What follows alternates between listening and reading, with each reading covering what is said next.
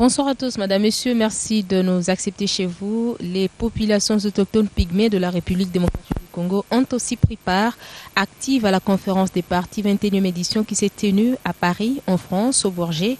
Nous allons en parler dans quelques instants avec Patrick Saïdi, qui est le coordonnateur de la dynamique des groupes de peuples autochtones pygmées en RDC.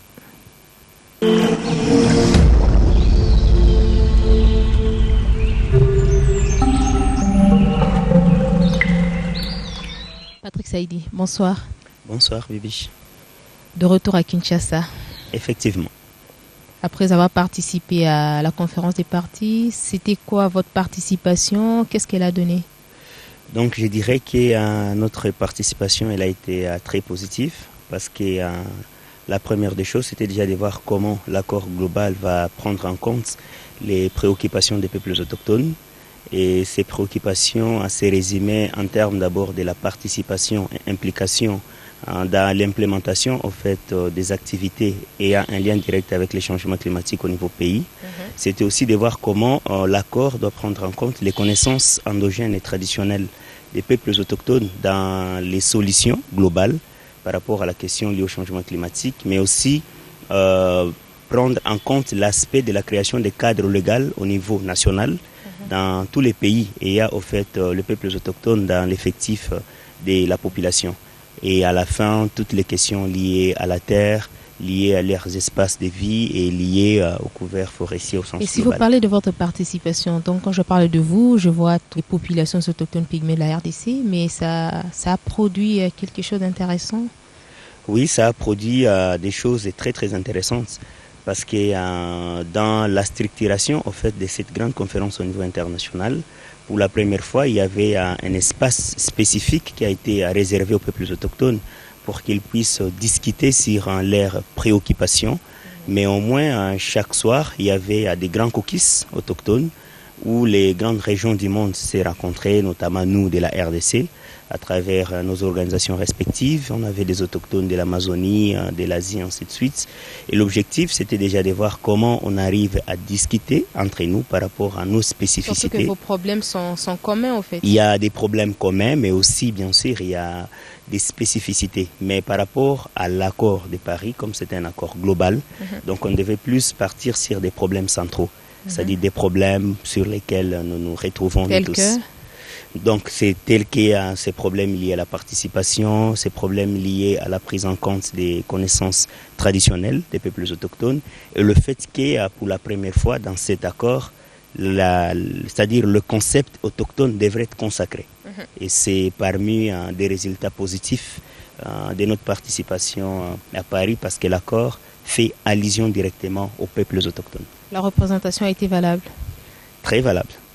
Et lorsque vous parlez de cette représentation, vous référez à la quantité, à l'échantillon ou à la qualité des gens que vous avez alignés dans la délégation? Donc je partirai plus sur l'aspect qualité parce que je dirais les autochtones étaient structurés.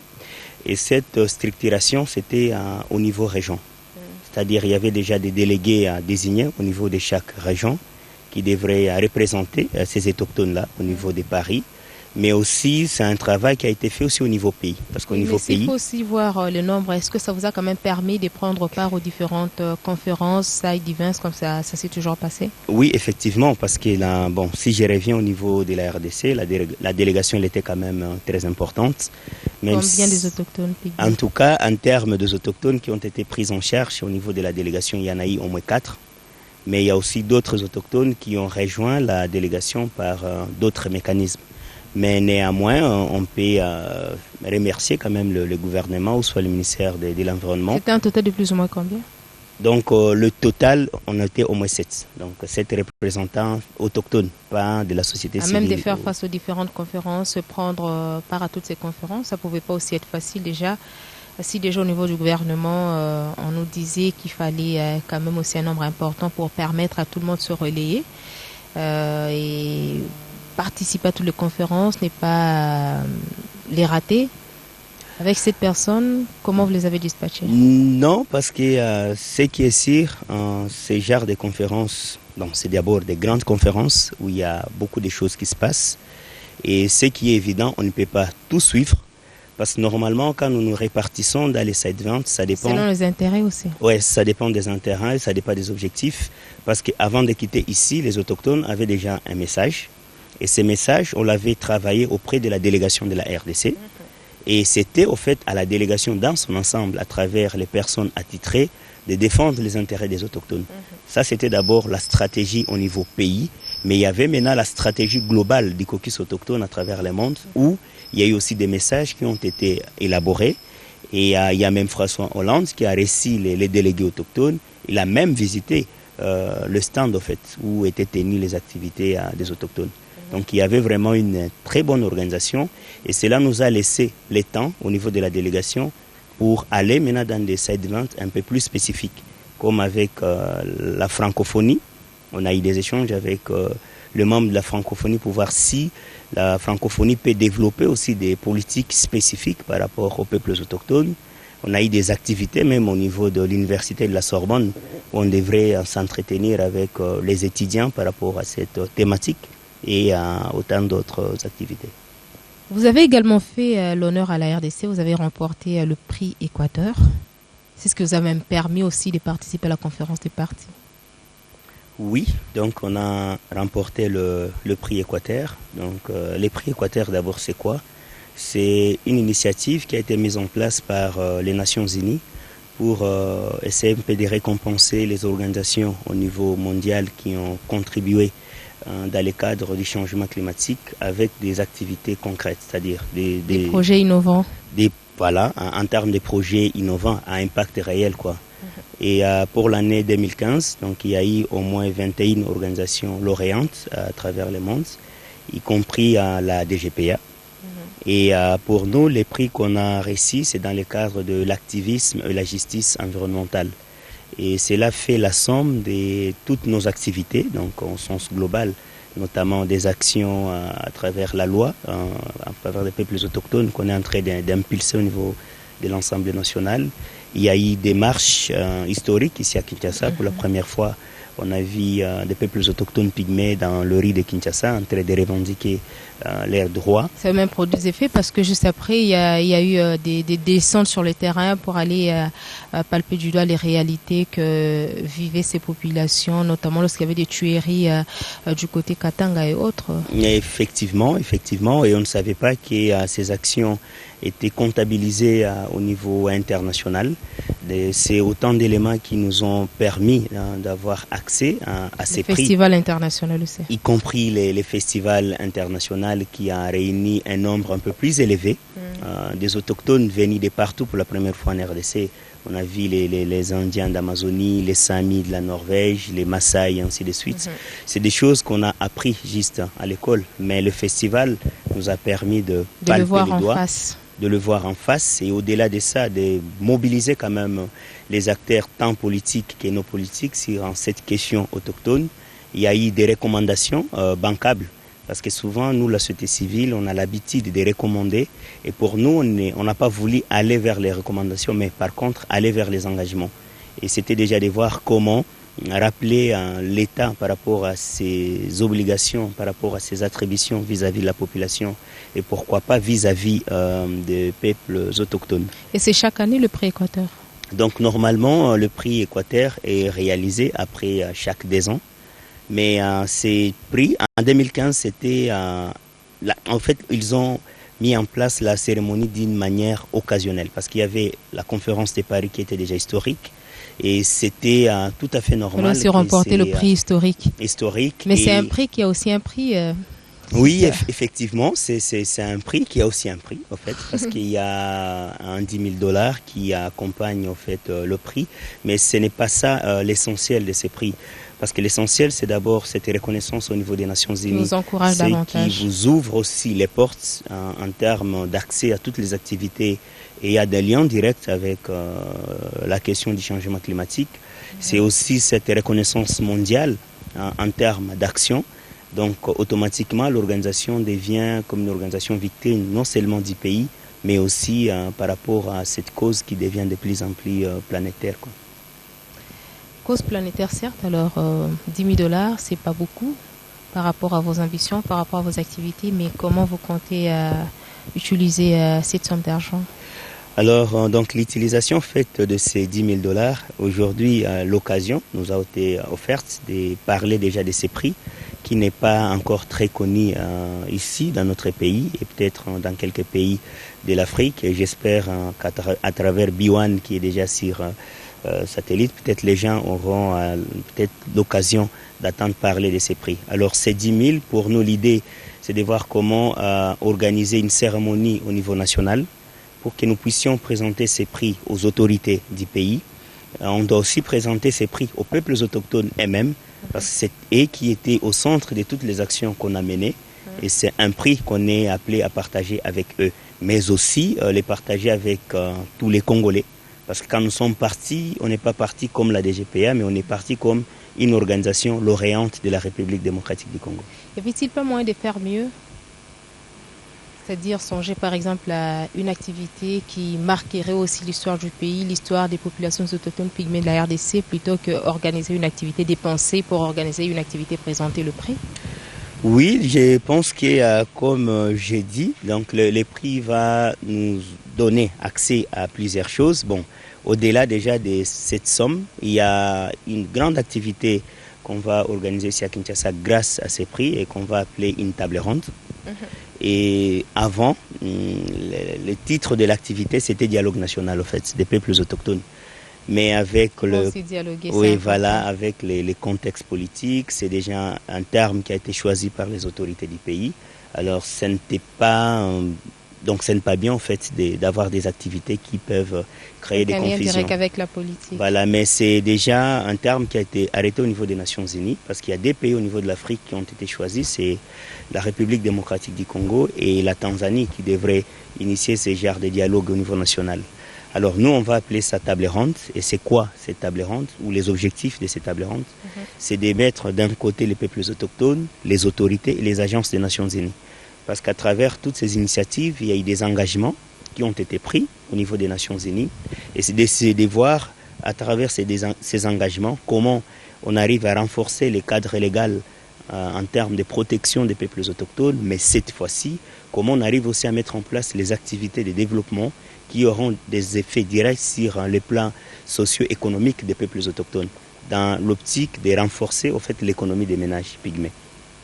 Alors on va prendre ce reportage, donc c'est un extrait au fait du prix Équateur que vous avez réalisé au niveau de la DGPA.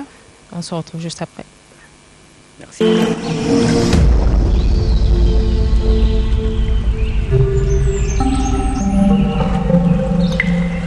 Nous sommes en mars 2015 à Kinshasa, capitale de la RDC. Les grands événements culturels de haute portée politique est sur le point d'y être organisé.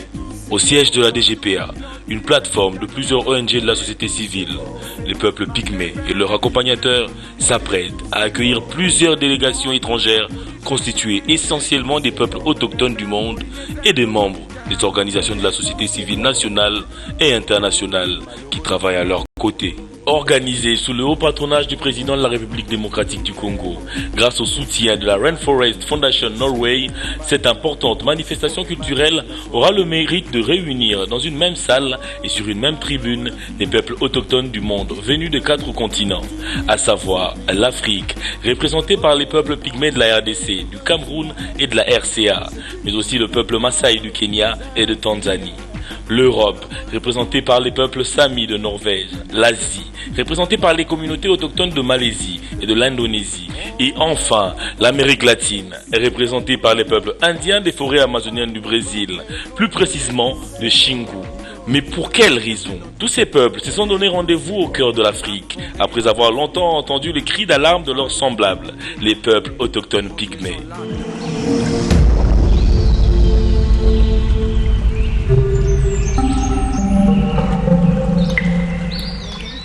Combien de temps et c'était quoi au fait votre ambition? Qu'est-ce que vous avez voulu mettre en exergue? Oui, donc au fait, pour nous, l'objectif, parce que le travail de la DGPA s'est fait en réalité à 3 niveaux. Il y a d'abord un travail qui s'est fait au niveau du terrain, c'est-à-dire au niveau de la base avec les communautés, où on essaie un peu de comprendre les problèmes, les contextes locaux, et voir comment ce travail, on l'amène d'abord au niveau provincial. Parce qu'aujourd'hui, déjà dans notre pays, on est en train de partir petit à petit vers la décentralisation, ce qui veut dire que les gouvernements provinciaux auront aussi un pouvoir dans des sphères données. Donc l'objectif, c'est de faire déjà cette sensibilisation aussi au niveau provincial. Et quand on monte maintenant au niveau national où il y a les institutions, le travail aussi de la DGPA consiste à mettre en place les outils des plaidoyers. Et c'est notamment ces genres des documentaires qu'on met en place avec l'optique de les servir dans le plaidoyer qu'on est en train de faire. Parce que pour nous, dans notre approche stratégique, on avait défini le plaidoyer avec. Oui, mais il faudra aussi le traduire dans différentes langues nationales, sinon ça va constituer au fait un déficit. Il y aura un déficit communicationnel. Oui, ça c'est l'objectif. Donc l'objectif c'est parce que aussi ce que nous faisons, parce que quand on met en place un outil de plaidoyer et quand on se sert de cet outil, pour nous c'est de voir les effets que cet outil crée en termes de changements qu'on doit observer. Et ces changements, soit on doit l'observer dans les politiques en place, ou soit dans les discours ou les décisions des décideurs. Et quand il faudra maintenant renvoyer ces messages au niveau local, à la base en termes de restitution, à ce moment-là, maintenant, on les fait dans les langues locales comprises par les communautés bénéficiaires. Alors, il y a encore une situation qui reste pendante, c'est la loi portant protection et promotion des droits spécifiques des populations autochtones pygmées depuis en gestation. Qu'est-ce qui bloque? Depuis en gestation, je pense que tout le travail qu'on a effectué nous a permis de sensibiliser les décideurs à un niveau un peu plus élevé. Et ce qui a permis à ce que cette proposition de loi soit inscrite au calendrier de la session du mois de septembre passé, donc de l'année 2015. Et il ne restait que cette loi soit inscrite à l'ordre du jour pour débat. Mais qu'est-ce qui manque? Alors, ce qui manque, je dirais, ce n'est pas la volonté politique, mais c'est peut-être les contextes politiques. Parce que vers la fin de l'année, il y avait tous ces problèmes engendrés par les élections, parce que tout le monde était plus intéressé par les élections. Tantôt, on devrait tous aller vers les dialogues nationaux pour voir comment on trouve des solutions aussi nationales par rapport aux problèmes congolais. Donc ça a fait qu'au niveau de l'Assemblée nationale, les matières ont été traitées en termes de priorité. Donc ces questions-là étaient d'abord prioritaires, je l'estime, pour les pays. Et les autorités l'ont estimé ainsi. Mais nous pensons pour cette session du mois de septembre, qui est juste, du mois de mars, qui est juste devant nous, peut-être cette proposition de loi sera inscrite aussi parmi les priorités. Et là, ça devient encore plus intéressant. Vous pensez et vous souhaitez? Je le pense et je le souhaite, mais c'est plus intéressant encore parce que déjà l'accord de Paris sur le climat relève ces points comme un élément clé. Et nous savons que le secrétaire général des Nations Unies va ouvrir cet accord bientôt pour signature. Le fait que la RDC va signer cet accord, parce que jusque-là on ne l'a pas encore ratifié, ça doit revenir encore au niveau pays pour qu'il y ait un débat national. Mais le fait que la RDC déjà signe cet accord avec cette mention spécifique par rapport aux droits des peuples autochtones, je pense que c'est un engagement de plus, au-delà déjà de la déclaration des droits des peuples autochtones auxquels la RDC est partie prenante.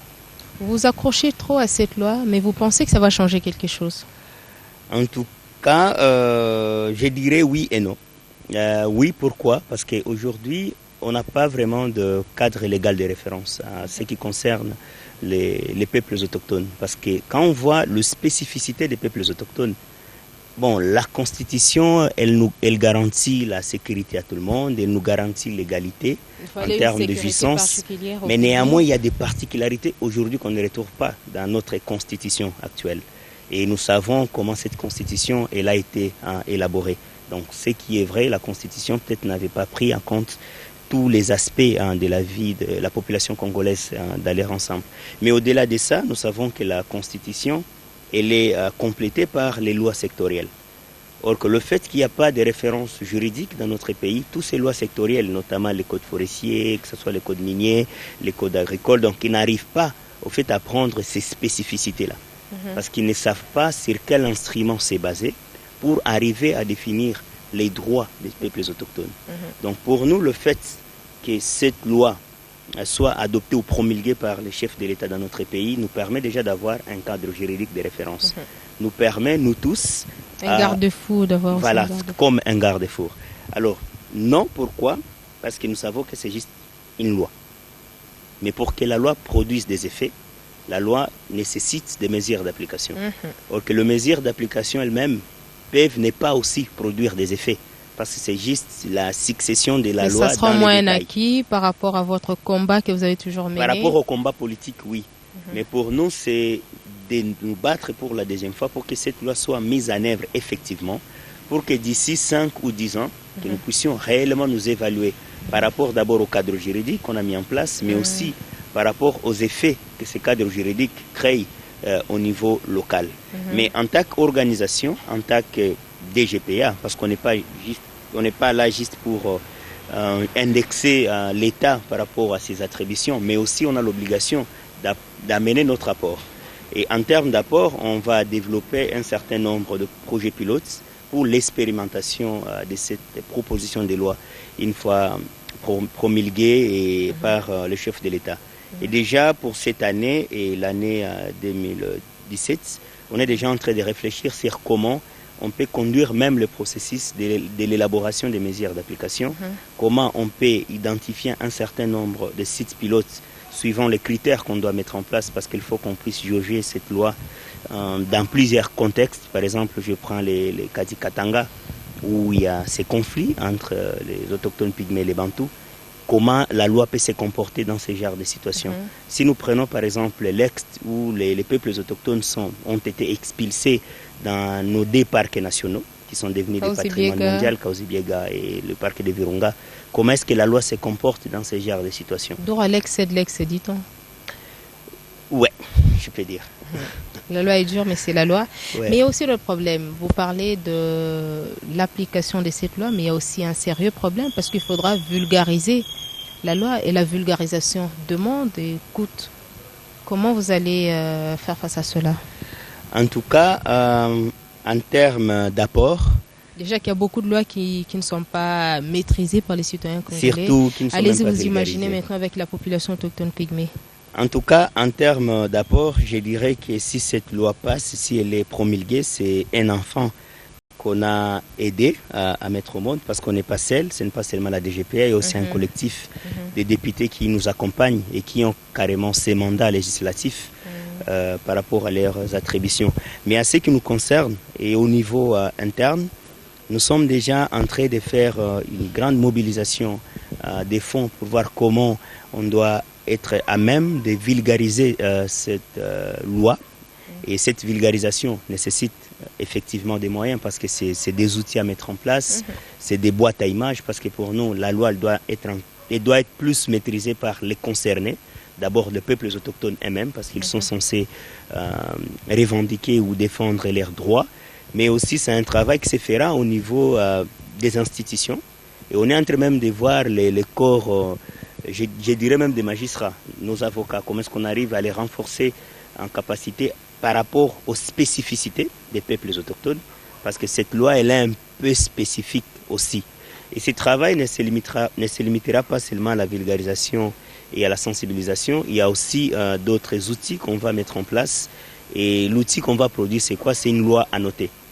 Donc une loi annotée, c'est la publication de cette loi, mais dans des termes un peu plus simples, où on essaie un peu de décrire les processus qu'on a suivis, quel est le contenu de cette proposition de loi dans des termes le plus simples possible, et quelle est l'interprétation que nous-mêmes nous faisons de cette proposition de loi. C'est comme si nous donnons notre esprit, notre compréhension par rapport à cette proposition pour aider toutes les autres personnes, parce que la loi, vous savez, c'est les articles et on peut les interpréter de diverses façons, quoi. Donc, une fois la loi adoptée au niveau du Parlement, promulguée par le président de la République, les pygmées seront prêts pour le reste des choses, c'est-à-dire la vulgarisation et autres. Bon, si j'ai dit seront prêts, Dans la totalité, non. Donc j'ai dit prêt Mais en sinon, termes vous préparez en d'apport. conséquence. En termes d'apport. C'est-à-dire on doit d'abord nous préparer en conséquence. Parce qu'on a vu la loi sur les femmes, on a vu la loi sur les enfants et autres. Donc il faut vraiment qu'il y ait d'abord cette participation personnelle pour faire avancer la chose. Mais je sais que la vulgarisation et la sensibilisation est comme à l'État. Et comme je l'ai dit, nous, en tant qu'organisation, on a aussi cette obligation de compléter l'État. Et donc c'est une affaire à suivre. Effectivement.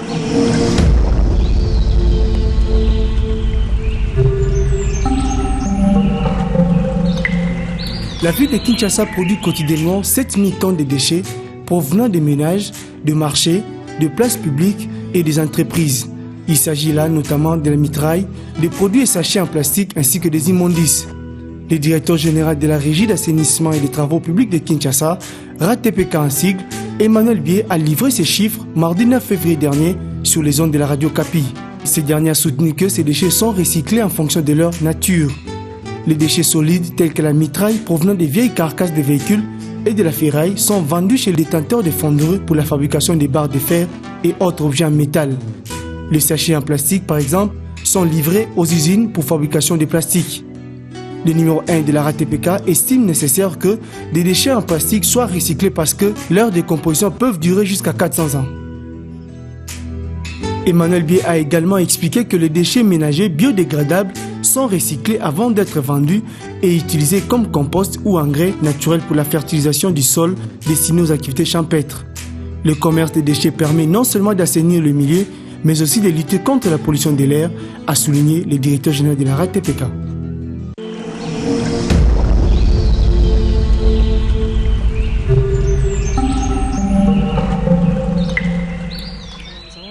De trois points très importants. La participation des populations autochtones pygmées de la République démocratique du Congo à la conférence des partis. Il y a le prix Équateur que vous avez remporté et aussi la loi portant protection et promotion des droits spécifiques des populations pygmées de la RDC encore en gestation au Parlement, avec bien entendu l'espoir d'une adoption, si tout va bien. Comment vous résumez? Je peux me résumer peut-être en quelques mots. C'est de dire que l'année 2015 était riche, même si je dirais que la tension a diminué un peu après les festivals, parce que c'était une activité qui a nécessité une grande mobilisation, des efforts considérables. Et on n'a pas si peut-être maintenir le même niveau des communications vu les moyens financiers que cette activité a demandé. Mais l'année s'est bien clôturée parce que tous ces efforts ont été récompensés. Il y a eu cette reconnaissance au niveau international, auprès des Nations Unies d'ailleurs, ce qui n'est pas mal. Et le fait que cette proposition de loi elle a été inscrite au calendrier de la session de septembre passé. Donc pour moi, c'est des éléments qu'on va capitaliser pour cette année 2016. Ça devient comme le pilier de nos actions. Parce que déjà, dire reconnaissance, ça veut dire être à même de maintenir le même niveau de pression, c'est-à-dire le même niveau en termes d'impact via nos activités. Donc c'est un défi, c'est un challenge, parce qu'il y a beaucoup de gens qui viendront nous visiter cette année. Donc il y a des gens qui ont découvert la DGPA et ils aimeraient palper la réalité. Mais il y a aussi un autre problème, il y a un rendez-vous qui a toujours réuni les pygmées, le festival national, international, ça dépend des dimensions. Donc pour cette année, ce rendez-vous n'aura pas lieu. En tout cas, pour cette année, il y a eu quand même des commentaires enrichissants, il y a eu des observations. Et l'une des recommandations d'ailleurs du festival, c'était que ça devienne carrément un événement national. Et on a même demandé au gouvernement de s'en approprier. Donc, et rotatif. Et rotatif d'ailleurs, et voir comment on peut même l'amener au niveau des provinces. Donc cette année, on ne va pas organiser malheureusement cette activité, mais néanmoins, il y a déjà une préparation qui est en cours. C'est une activité qui aura lieu en 2017. Et il y a eu aussi des problèmes au mois de mars, c'était vraiment une saison pluvieuse. Donc on va voir comment amener ça peut-être au mois de juin, juillet, pendant la saison sèche, pour nous permettre vraiment de réunir le plus de monde possible. Mais peut-être un élément pour chuter, c'est de dire que cette année aussi, on va la dédier à la localisation des peuples autochtones au niveau national. Donc il y a des équipes qu'on va envoyer dans toutes nos provinces, donc les 26 provinces, ce qui est peut-être un nouveau défi, pour voir comment on arrive à localiser les autochtones et enrichir déjà l'atlas qu'on avait produit par rapport à cette communauté. Et on ne va pas se limiter à la production des cartes géographiques, mais on va aussi intégrer la monographie par rapport à chaque territoire où nous trouvons les peuples autochtones. Merci beaucoup pour ces grandes ambitions. Je vous en prie et je vous remercie pour l'opportunité que vous nous offrez chaque fois pour partager avec le public sur nos actions et nos activités. Merci. Je vous en prie. Au revoir. Au revoir.